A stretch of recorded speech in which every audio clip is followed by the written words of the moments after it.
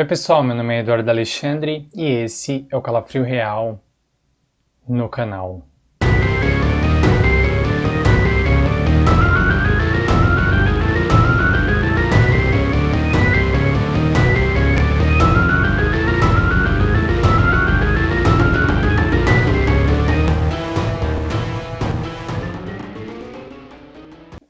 Mais um caso criminal para vocês e hoje eu trago o caso Eloá, um caso que marcou bastante a última década, a década passada, foi no ano de 2008, então já fazem mais de 12 anos do caso e que é um caso complicado de entender porque tem muitas pessoas que acreditam que teve um erro da polícia. Para quem não sabe, é um casal de namorados em que o namorado fez a menina, que era menor de idade, refém, e os amigos dela também estavam lá na casa e ele não sabia disso. Aconteceu ali um cárcere das pessoas, elas foram reféns durante algum tempo. É um caso daqueles que vocês gostam, que dão um calafrio real. Mas antes de começar, já faço aquele convite de que vocês se inscrevam aqui no Calafrio Real.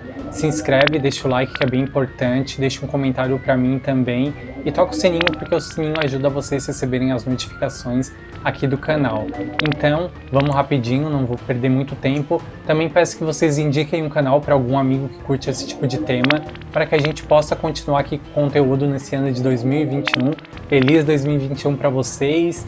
Esse está sendo o primeiro vídeo gravado nesse novo ano e que seja um ano muito bom para todos nós. E vamos lá para o caso Eloá, um caso que dá calafrio real. Então, pessoal, tudo começa no dia 13 de outubro de 2008. Na verdade, o caso vem anterior a isso, né? Quando a adolescente Eloá Cristine Pimentel, de 15 anos, ela rompeu com o namorado dela, que se chamava Lindenberg Fernandes Alves, de 22 anos. Então, a Eloá estava insatisfeita ali com o romance dela, com o namorado dela, que era um motoboy. Então ela rompeu o relacionamento, estava tentando seguir a vida dela normalmente, né? Afinal, ela era uma adolescente, uma menina muito nova, que tinha ali muito para viver ainda, mas as coisas não foram como ela imaginava, e nem como a família dela imaginava também. A Eloá, ela morava com os pais e com o irmão dela, na periferia de Santo André, na região do ABC Paulista. No dia 13 de outubro, o Lindenberg, ele convidou o irmão da Eloá para eles fazerem uma pesca juntos. O irmão da Eloá, ele se chama Douglas, e ele foi convidado para fazer essa pesca com o Lindenberg. Os dois eles eram amigos e eles eram conhecidos e foram lá para a região que eles fariam essa pesca. Porém, o Lindenberg disse para ele que ele havia esquecido de levar o lanche para eles. Uma coisa esquisita, mas enfim, ele disse que tinha esquecido o lanche e o que ele fez? Ele decidiu que ia voltar em casa para buscar o lanche. Mas isso era parte do plano do Lindenberg de encontrar a Eloá sozinha em casa no apartamento da família. Então o Lindenberg ele saiu lá dessa região de pesca, que eles iam pescar, um açude, uma espécie de açude, e ele foi para onde? Para o apartamento da Eloá. E ele não estava sozinho não, ele estava munido com um revólver calibre 32. Então ele deixou o irmão da Eloá, o Douglas, lá sozinho naquela represa, eu chamei de açude, acho que é uma represa se eu não me engano. E quando o Lindenberg chegou lá, parece que o plano dele era de executar a Eloá, afinal ele estava armado e tudo. Só que ele encontrou um grupo de pessoas lá. A Eloá, ela não estava sozinha, ela estava acompanhada da melhor amiga, ou uma das melhores amigas dela, a Nayara. Além disso, haviam dois rapazes lá. Um deles era o Vitor e o outro era o Iago. Eles estavam lá porque eles iam fazer um trabalho de escola, afinal, eles tinham ali a média de 15, 16 anos, eram adolescentes, e quando o Lindenberg chegou lá, eles ficaram todos muito assustados. Segundo os depoimentos da Nayara, a Eloá ficou mandando ele embora de lá, só que eles perceberam que o Lindenberg estava armado e ficaram mais desesperados. E os rapazes foram os primeiros a serem agredidos pelo Lindenberg, que até então não se mostrava assim um cara violento, mas ele deu alguns tapas nos rapazes que ficaram com muito medo, imagina, né? Mas ele também agrediu a Eloá com tapas no rosto, que demonstra aí uma relação bem abusiva. A Eloá que também gritava ali para que o Lindenberg fosse embora, e ele chegou a afirmar para Eloá que ele estava lá para acertar as contas com ela. E ele também disse para os amigos da Eloá que todos eles estavam no lugar errado e na hora errada, porque não eram para eles estarem lá no apartamento 24, onde a Eloá residia, e logo naquele dia. Então ali, logo depois a polícia ficou sabendo do que estava acontecendo, depois ali de algum tempo, e eles acionaram a polícia. Então Lindenberg pediu para falar com a mãe da Eloá ficou muito fora de si, ficou muito nervosa, né? Imagina, com a situação. E ele ficava prometendo que não ia fazer nada com eles, que ia ficar tudo bem, porém ele continuava com todos os adolescentes lá reféns e estava dizendo que ele queria negociar com a polícia, conversar, queria acertar as coisas com a Eloá. Então, mesmo com a mãe da Eloá falando com ele, eles tentaram também apelar um pouco para a família dele, falar com a família, não adiantou muito. E os rapazes, os dois meninos, o Vitor e o Iago, eles começaram a ficar muito descontrolados, porque eles já foram agredidos, eles estavam muito brancos, chorando muito, e na noite daquela mesmo dia, daquela segunda-feira, 13 de outubro, o Iago e o Vitor foram libertados. Eles foram as primeiras pessoas a saírem de lá, estavam bem nervosos, e as duas moças, as duas meninas, a Eloá e a Nayara, continuavam sobre as mãos do Lindenberg.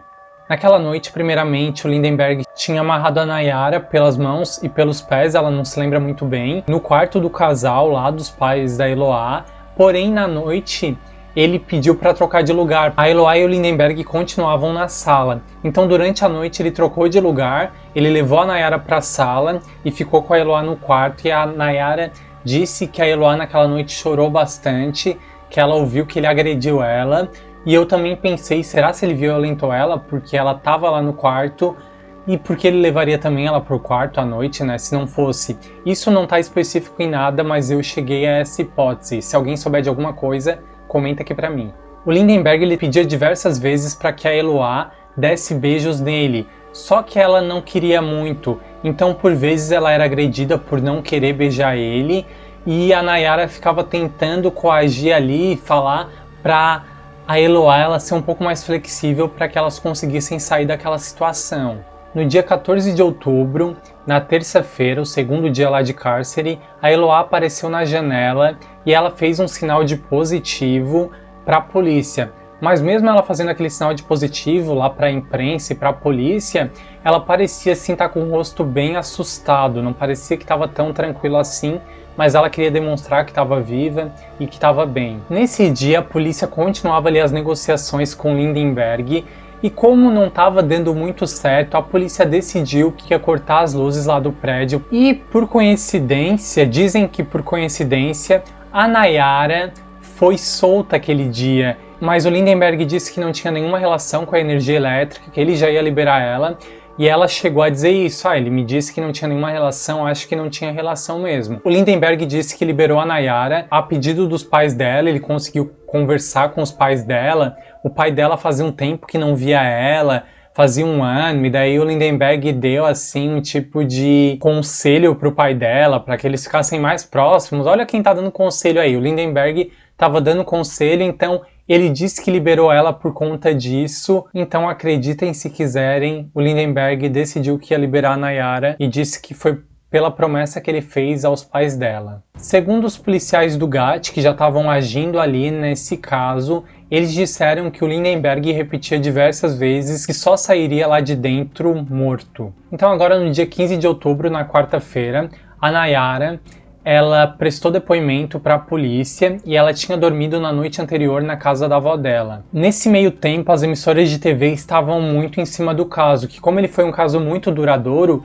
ele começou a se popularizar muito e muitas emissoras de TV, com destaque para a Rede TV, porque a Sônia Abrão, o programa dela, repórteres dela, fizeram entrevistas ao vivo com o Lindenberg, com a Eloá, enquanto eles estavam em cárcere. Então isso foi muito criticado posteriormente, principalmente, e também durante o próprio caso, porque eles estavam ali se metendo em coisas que eles não eram qualificados para fazer e poderia ser uma coisa negativa. Então tem aí no YouTube várias entrevistas do repórter da Sônia Abrão, da própria Sônia Abrão, tentando convencer o Lindenberg de libertar a Eloá. Só que uma coisa chamou muito a atenção. A polícia fez um pedido muito estranho de que o Douglas, o irmão da Eloá, e também a Nayara, eles auxiliassem ali nas negociações com Lindenberg, por eles serem próximos dele, porém isso não é a pior parte.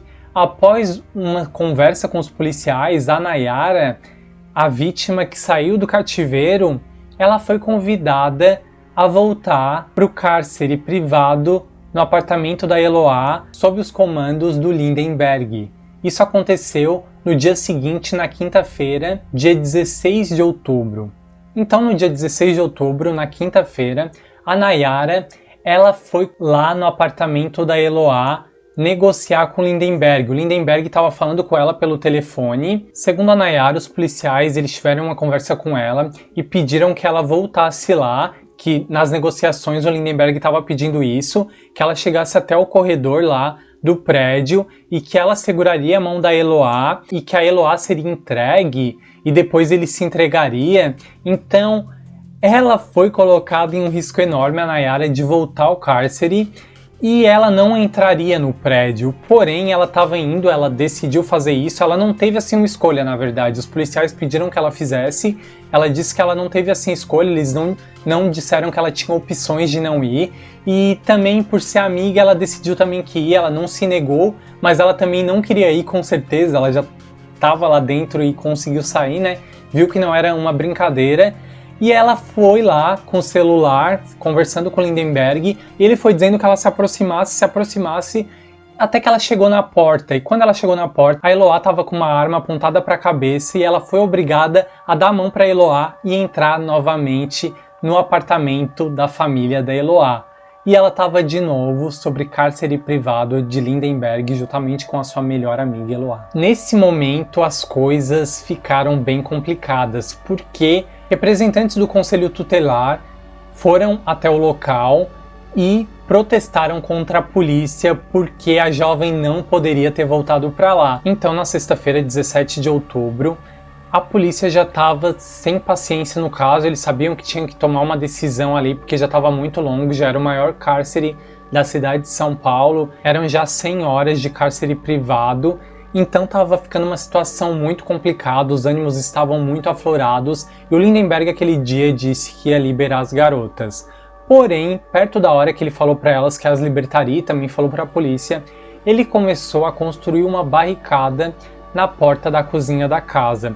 Ele colocou uma mesa e quando ele estava carregando as cadeiras, segundo a Nayara que estava lá dentro, houve uma explosão, a polícia começou a invadir o apartamento. Nesse momento, o Lindenberg atirou na Eloá e também na Nayara. Segundo a polícia, eles ouviram os tiros lá dentro e decidiram invadir, o que seria o certo a fazer. Porém, segundo a Nayara, que estava lá dentro e era uma vítima, e também o Lindenberg, não houve tiro anterior à invasão da polícia. Ou seja, as jovens podem ter sido feridas por conta da invasão da polícia. A Eloá levou um tiro na cabeça e um na virilha e foi transferida prontamente para um hospital. A Nayara levou um tiro que acertou o rosto dela, perfurou a mão, chegou no rosto dela e ela também precisou ir às pressas para o hospital. O Lindenberg ele não foi atingido por nenhum tiro e ele foi direto para a cadeia ali de Santo André. Depois, posteriormente, ele foi transferido para outros presídios maiores, enquanto o caso ainda estava sob julgamento. A Eloá foi morta com 2 tiros, ela não sobreviveu. No dia seguinte, no sábado, foi declarada morte cerebral e a família de Eloá decidiu pela doação de órgãos. Então, logo foi doado os órgãos da Eloá e ela foi tida oficialmente como morta. A Nayara passou por uma cirurgia, ela ficou bem e deu tudo certo, ela conseguiu se recuperar totalmente do caso.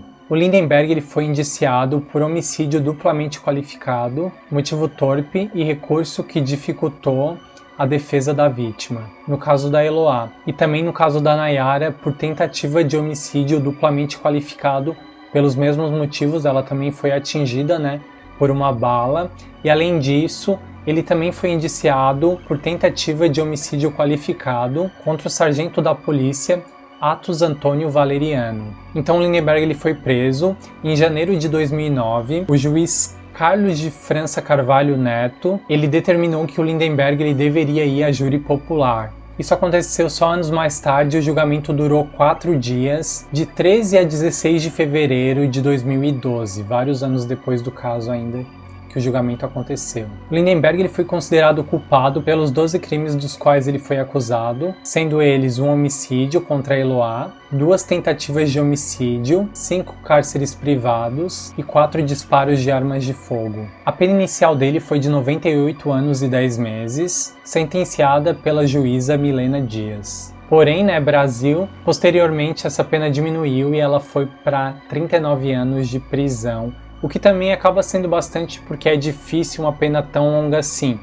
Pode haver, mas acontece de ir para o semiaberto e é o que pode acontecer já no ano que vem, porque em 2022 o Lindenberg pode fazer um pedido para progressão para o semiaberto, então imagina só, a partir do ano que vem é possível que o Lindenberg já esteja sob o semiaberto, o que é uma coisa complicada e que acontece muitas vezes aqui no Brasil, porque o nosso sistema ainda penitenciário tem vários déficits que precisam ser melhorados, né? Além disso, no caso aconteceu outra reviravolta. O pai da Eloá, ele acabou sendo um foragido da polícia procurado por outras questões que envolviam identidade falsa, assassinato no meio da polícia, que ele era um policial, se eu não me engano, mas isso eu vou deixar para outra hora. Se vocês quiserem saber mais, comenta aqui para mim, que daí talvez eu possa fazer mais detalhes desse caso. Então é um caso bem revoltante, né, gente? Já faz 12 anos que a Eloá morreu, então ela teve a vida ceifada aí por um feminicídio. E o Lindenberg já pode, talvez ano que vem, já tá aí andando pelas ruas e continuando a vida dele, sendo que ele não cumpriu pouquíssimos anos da pena dele realmente. Então é bem frustrante isso. Comenta aqui pra mim o que vocês acham de o Lindenberg já ano que vem já poder ter essa progressão para o semiaberto. Se vocês conheciam um caso, se conhecem algum caso similar, se vocês acham que a mídia influenciou muito no caso. Espero realmente que vocês tenham gostado de saber um pouco mais sobre esse caso. Um beijão para todo mundo, até mais. E é calafrio?